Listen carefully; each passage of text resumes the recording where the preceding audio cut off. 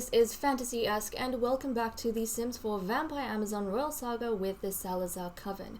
We are picking up in the prison cells with some of our ladies and our prisoner, Lord Chance, after he has undergone the ritual to sever his bloodline and, in doing so, curb the power of him being a composite. Now, what does all of this mean? Well, to figure that out, we have to quickly go through the mini-movie.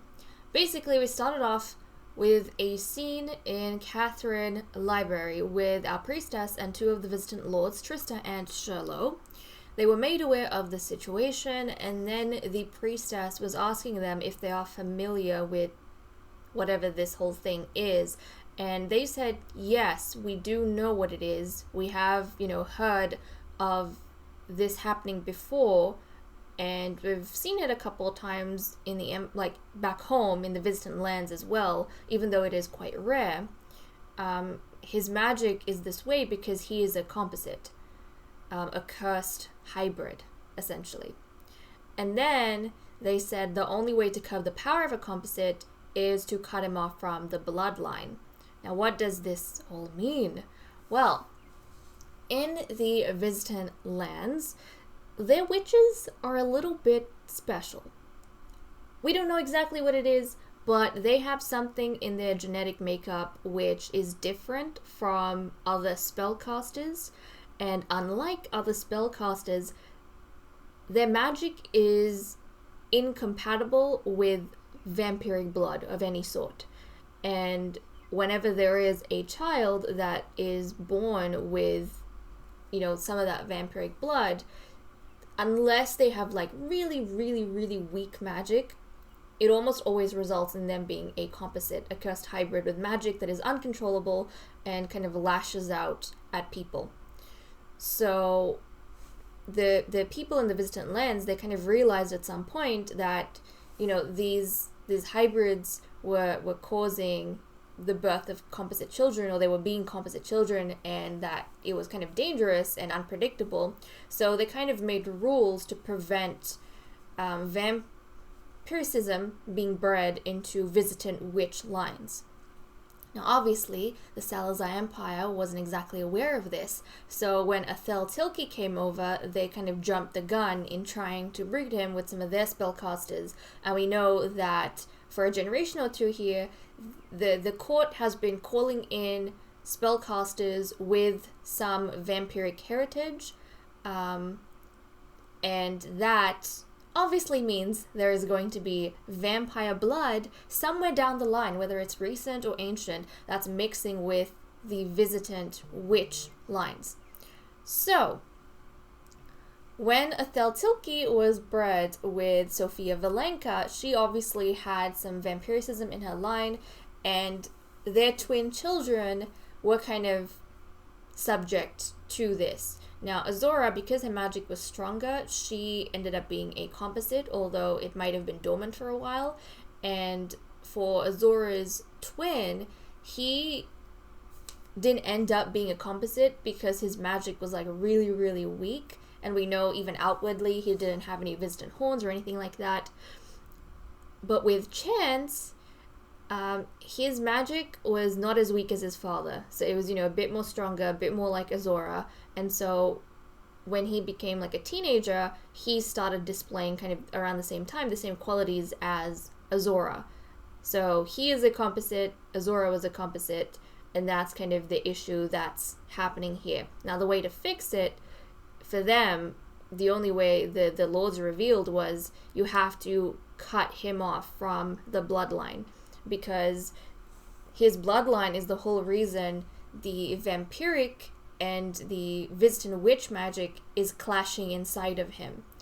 And you can't calm that down. You can't ever really control it. You have to erase it, right? So that the visitant vampiric powers, they stop manifesting in him and they stop causing these deaths. So they went ahead, the ladies, they used their vampiric cores and they kind of pulled their powers together and used it to erase every link he had to his bloodline. And so now all he's left with is his spell casting, his witch magic, and he's got none of that Visitant vampiric blood. So he still has the horns, he still has the Visitant characteristics, but that's from like the Visitant witch side. He no longer has any vampire blood that's polluting his kind of makeup. So he's not going to be unstable anymore, and he's not going to be destroying people and things around him. So that is what happened with Chance. Now, what does this mean for him? Well, it means that he no longer in the family lineage is linked to the Valenkas. So even though Delphi is his half-sister, he doesn't show up at all in any of the Coven Rose lines, and they don't show up in his. So as far as, magically and genetically is concerned, he is no longer connected to his bloodline. So that's kind of what's happened. But also there has been, a slight side effect in that because the vampires used their powers and pulled their powers to do this ritual on him, he now has black eyes. So he has lost like his mint eye color, and his eyes are completely black, just like the vampires have it in the dark form. And that's kind of one of the, I don't know if I should say scars, but remnants of what he has gone through. So he is no longer going to be an issue. But that is where we are picking up. Jeez, that was a lot that's happened. That was a lot, wasn't it?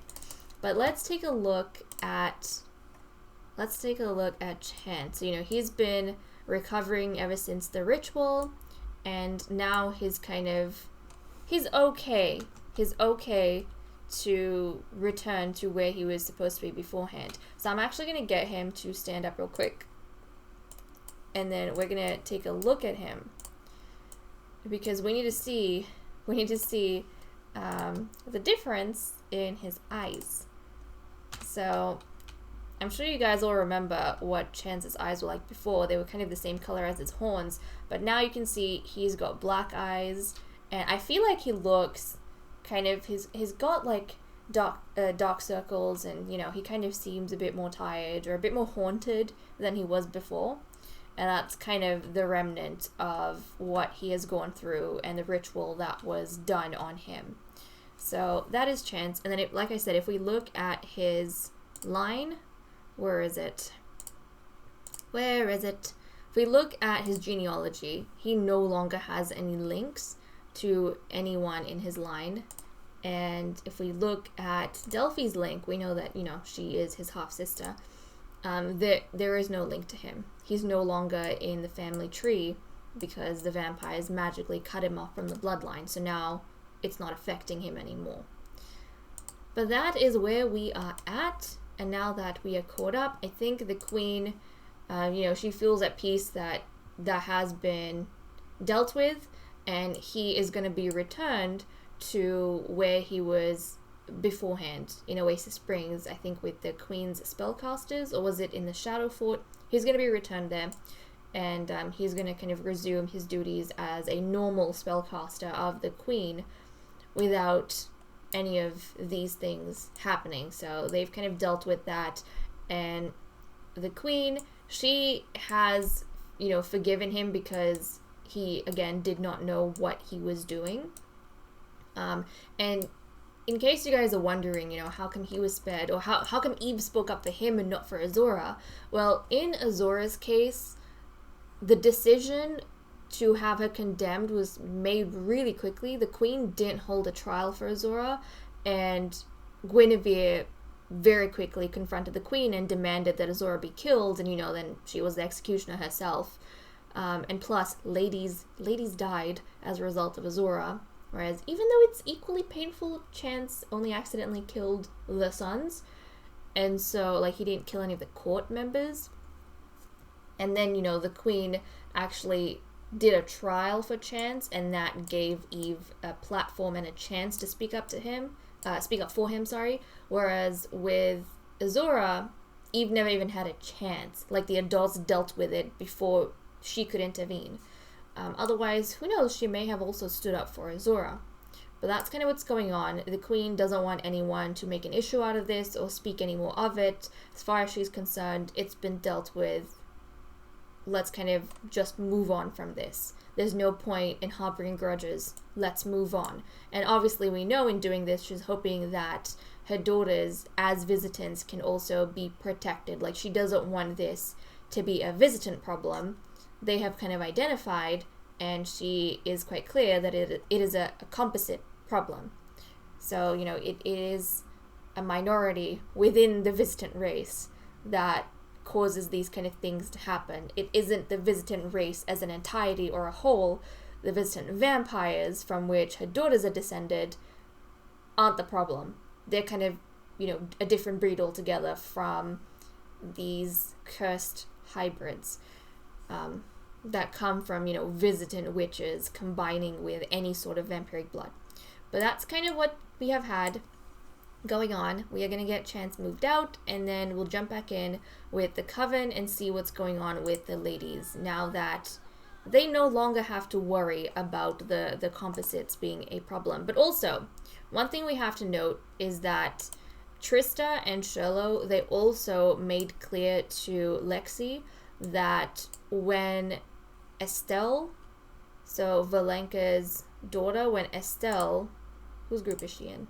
When she becomes a teenager, her powers will also start manifesting.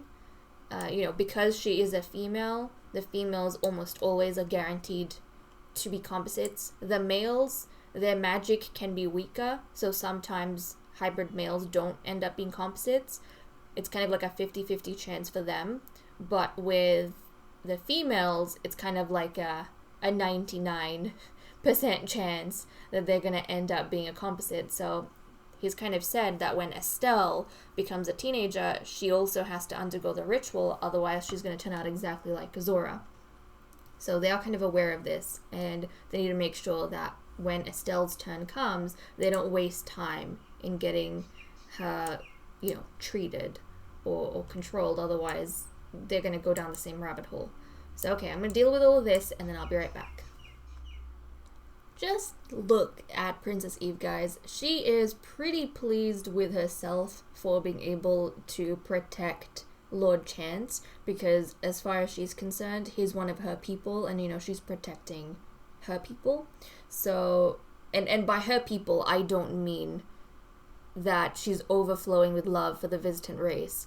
I mean that she, as a visitant who has been discriminated against by her sisters, in court, believes that her power or, her status lies in being followed by other visitant people. Her protective circle is going to be the visitant followers that she has, and so she is kind of possessive over those visitant people, because if all the visitants are killed, then how is she going to convince people in the Salazar Empire to follow her and not her, pure sisters? So that's kind of Eve being strategic here. She's trying to protect her resources, and, all the people of visitant lineage are resources for her. So she's quite pleased with herself. It's almost like she's reassured everyone who is of visitant lineage by saying that, in the beginning, I did make clear that I would protect you all, that I am your only hope, and in this case, yes, quite rightly so, she was his only hope. I mean, obviously there were people who supported him in court, but that was because Eve spoke up and they supported Eve.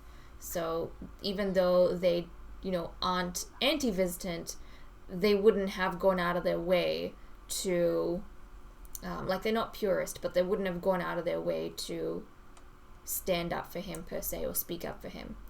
So there we go. Eve is quite pleased with herself. But why don't we take a look at what some of our other Sims are doing? Actually, with Eve, I do think she wants to continue her training.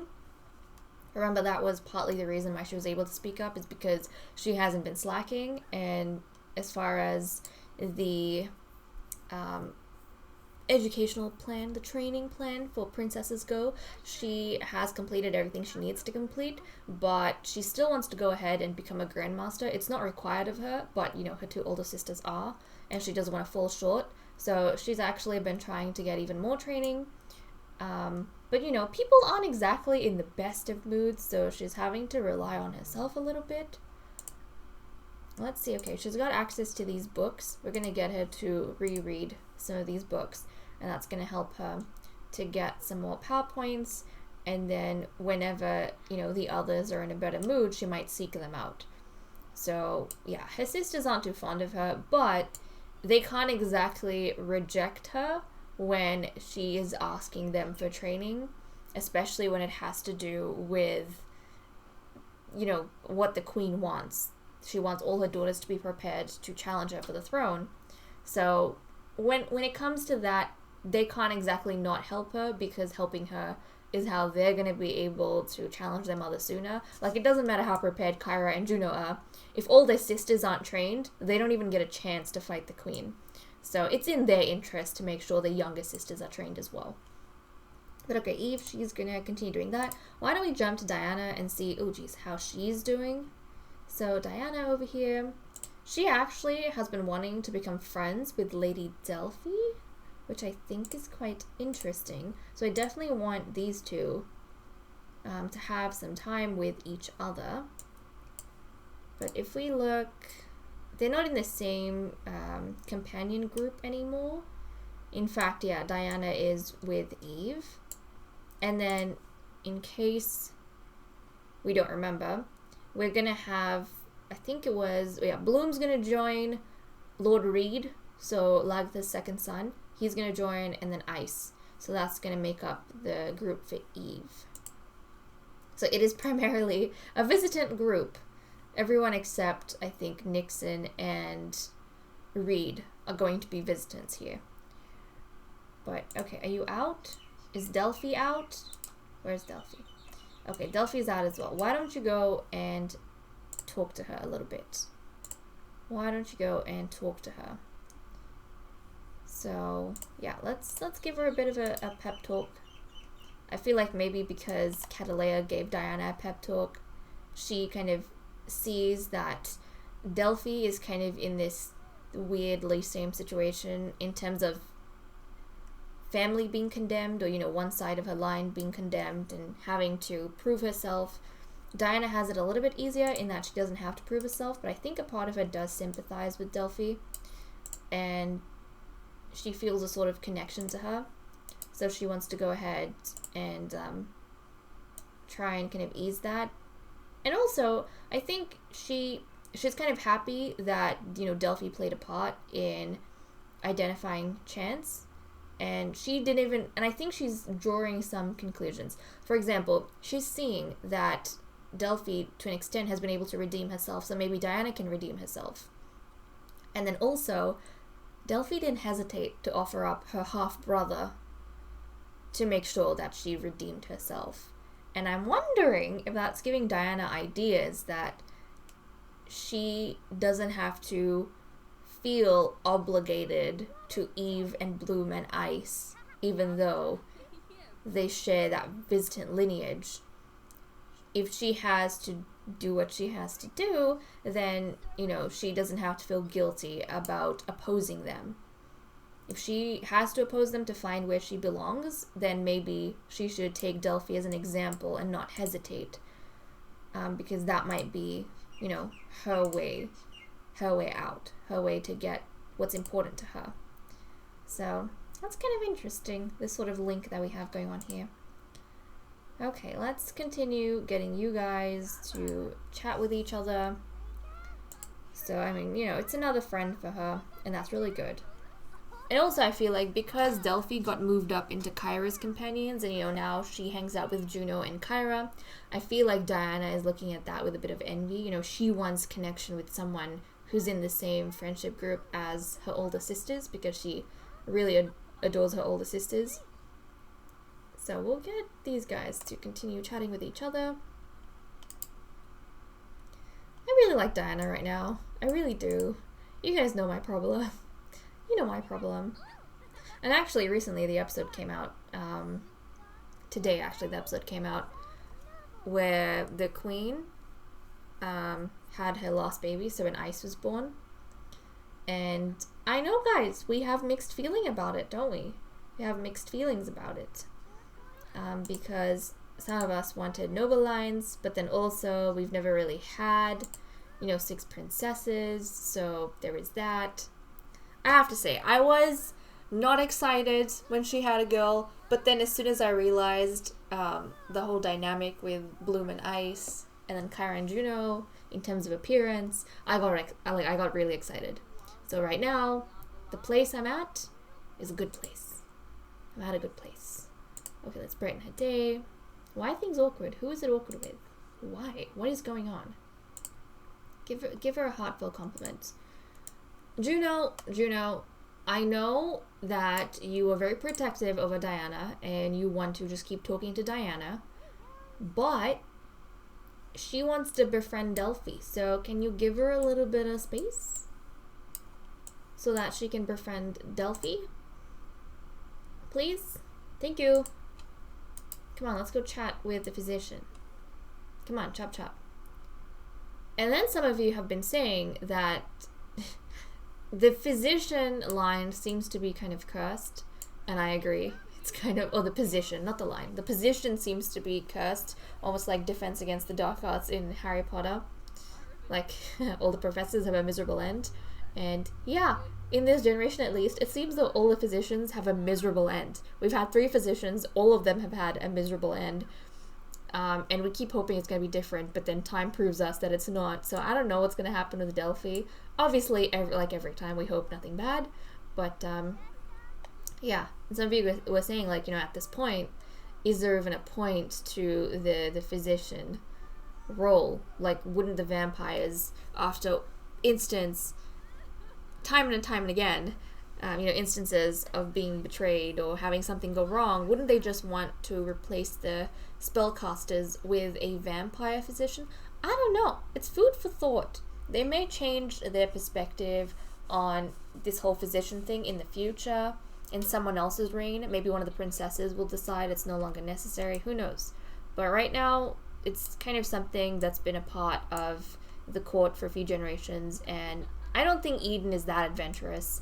I mean, I suppose she is in a lot of what she does, but I don't think she's made the same conclusion that it's unnecessary. I think she's kind of falling on the side of mercy and pity and attachment, and, she's just choosing to keep that going. And look at this, guys. Eve and Eden have been spending a lot of time together. Like, in the trial, Eden resonated with what Eve said, and she was kind of happy that Eve was able to maybe voice something that she wasn't, or she didn't have the ability to articulate. So she was kind of really happy in that regard. And following that, I feel like she's spending more and more time with Eve, connecting with her, because she kind of saw, she saw an aspect of Eve that she really liked. And so I find that kind of interesting, because if you remember when Eve was young, I think out of all her daughters, the queen doted on Eve the most. But I don't think Eve kind of particularly has strong affection for her mother. She's never felt insecure or, that sort of wanting attachment. I feel like Eve's emotions are a bit more cold. She kind of, not to the extent of Elaine, where Elaine doesn't acknowledge any family members, but I think for Eve, it's more important for her to be an individual and rely on herself than it is to want things from others. The only thing she wants is loyalty, and she can't exactly get loyalty from her mother, so she doesn't think too much about that. She can't get loyalty from her older sisters, so she doesn't think so much about that, but she wants and expects loyalty from her younger sisters and, from the people that are in a companion group and the people that follow her. So I feel like that's kind of the dealio with Eve. But, yeah, did she want to do it? Wait, no, actually Delphi wanted to do something. Delphi has been wanting to chat with Lady Lexi. So she probably wants to find out a bit more about, you know, everything that happened, or the whole composite thing, because Lexi went to approach the Visitant Lords on her own, and also, apparently, she's never really met, let's do a respectful introduction because she's older than you, but she hasn't ever really met with Lexi. Oh, that's interesting. Well, now's your chance.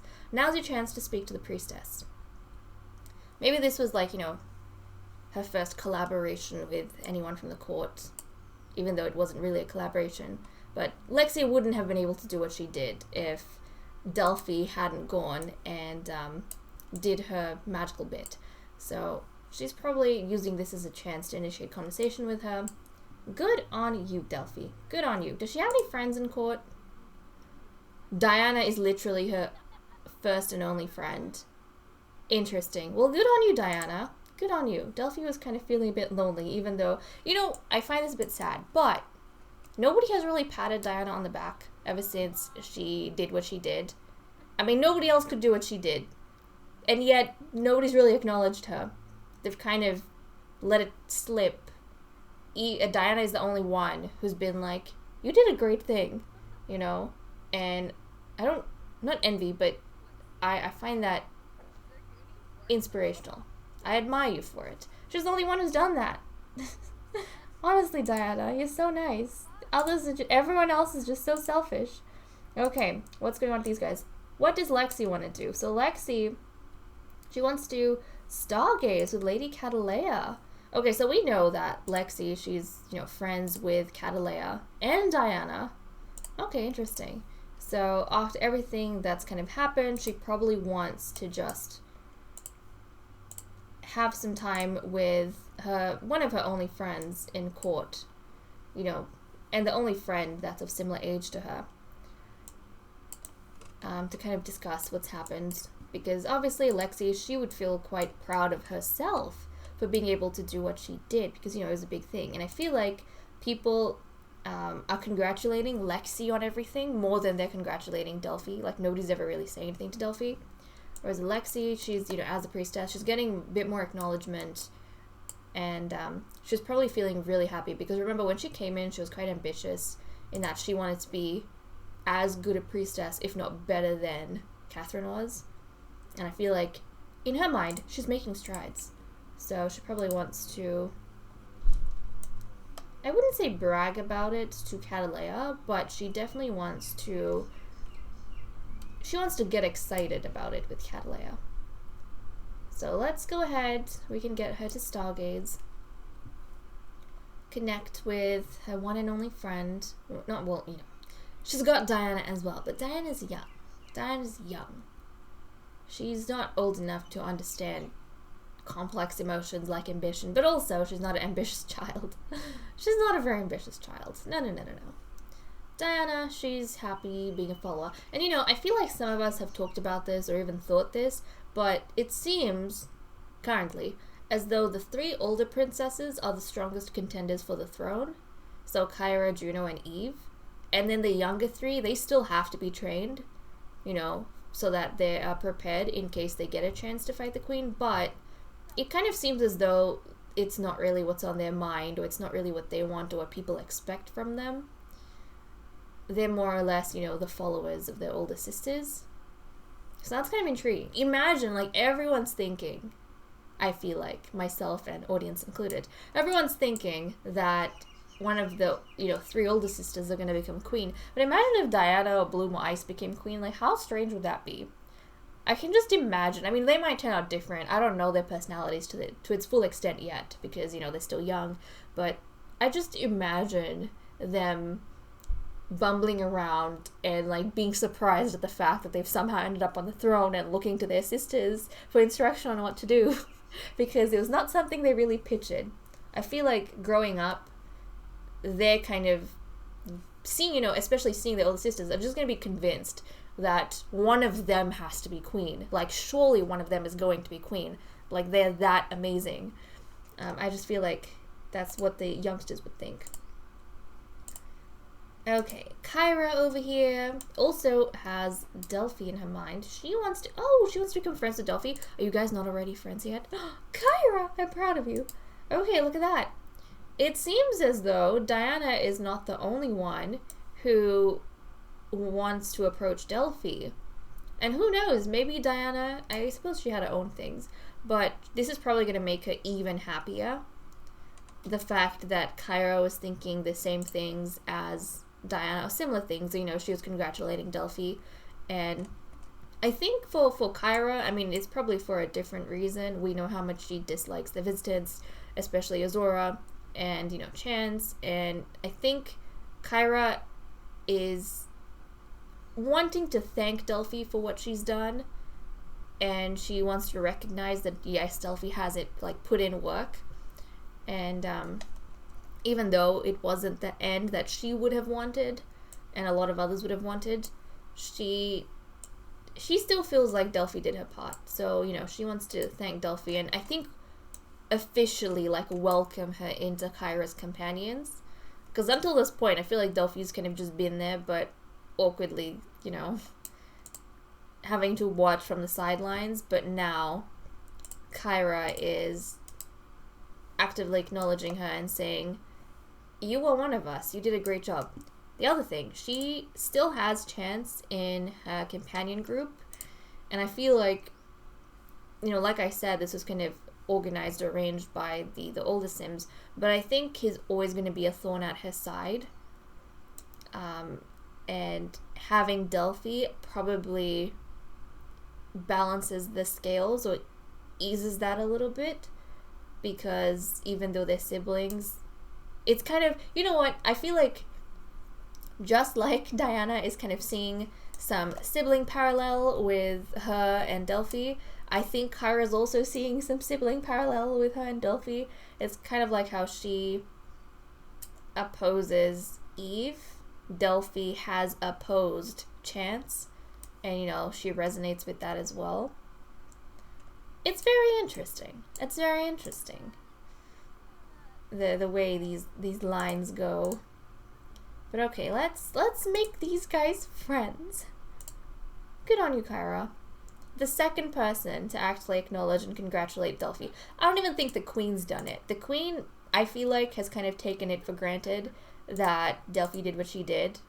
It was within her role, and she hasn't really mentioned anything to Delphi outside of that.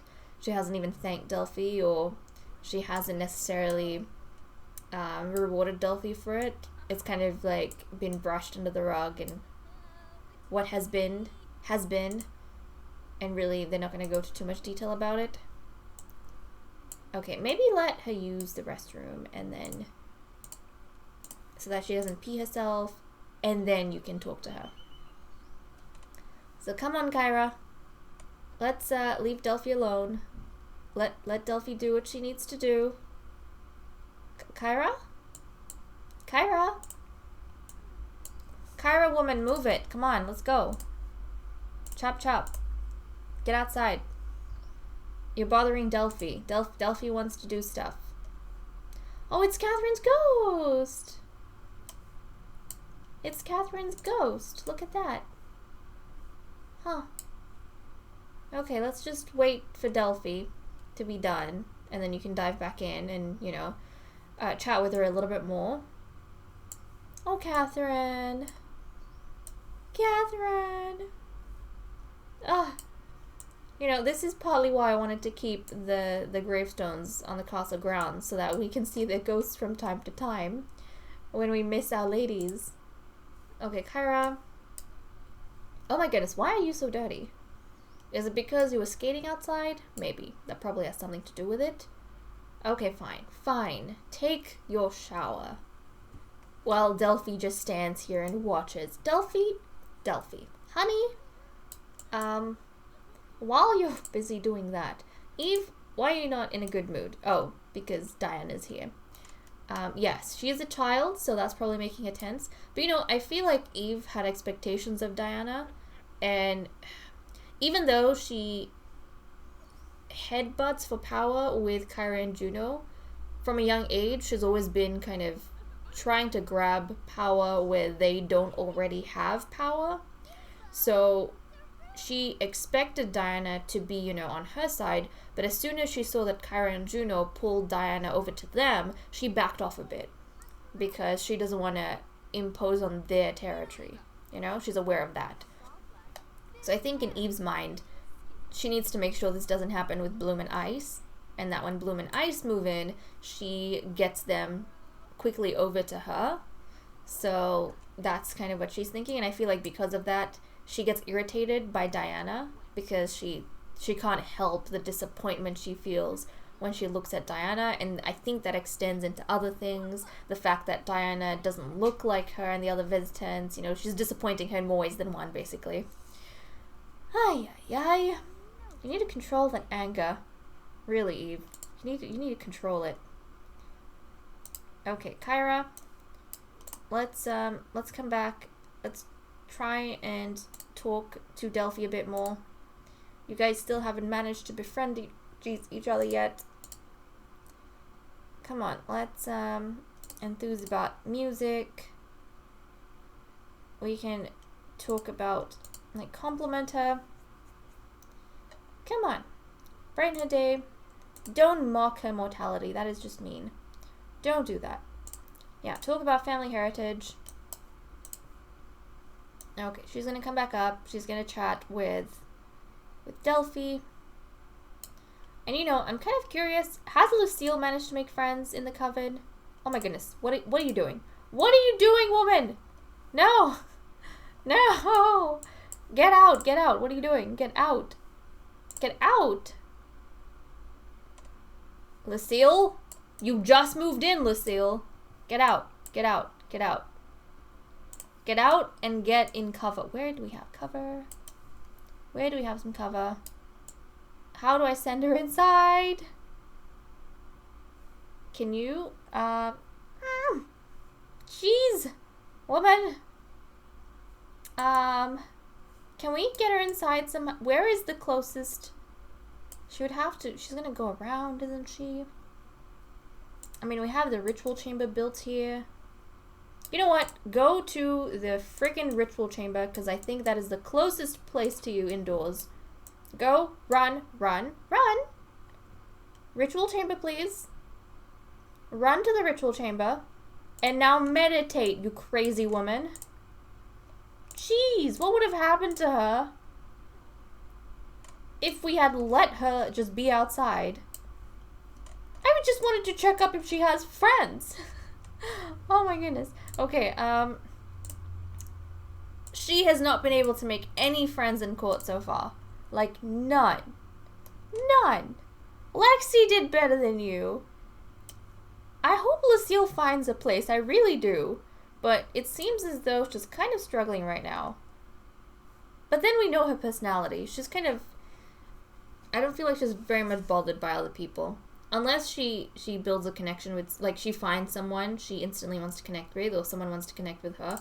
I don't know if she's gonna be able to settle in, which I hope she's able to, but I'm gonna leave her. I'm hoping that energy gave her a bit of a boost and, you know, she can find her way into whatever the heck she wants to do. But okay, you guys, you are still chatting with each other. Complain, yes, complain about the sunlight. Complain about the sunlight. I feel like Kyra is gonna carry this burden of Channing's death for a while. But I don't think she... Okay, I'm not denying that she loved Channing. I mean, they were childhood sweethearts and, you know, they had strong feelings for one another, but I don't think she was as obsessed with Channing as Juno was with Sage, because Sage's death really hit Juno hard. Whereas Channing's death, I think Kyra is being able to, like, get over and accept a bit more, even though she is sad. And, you know, that could just entirely be down to the fact that Juno's relationship with Sage was very unhealthy, and Kyra probably had a healthy romance, so she knows when to mourn and she knows when to put it down. But you know what? I feel like in this whole process, Juno has been able to overcome the depressive state she was in, which is really, really good. And I feel like she's almost become like a new person after that. I think she's become a more capable princess after that whole event. And to be honest, right now, in my eyes, even though I want Eve to be queen, I feel like Juno is probably the most capable candidate. Let me know what you guys think, because that's what's going on in my head. I feel like Juno has kind of shown that she is the most proactive and capable candidate right now. Whereas the others, you know, for one reason or another, they're not really showing me that they have the strongest queen material in them. But okay. For a second I was like, why are they in this room? And then I realized, this is Delphi's room. Because it's the physician's quarters. Yeah, that's right. Okay, let's chat a bit more about mortality. And I'm going to make sure these guys become friends. But okay, guys, with that said and done, I'm going to leave off. Thank you so much for watching. I hope you all enjoyed, and I will see you all next time. Bye-bye.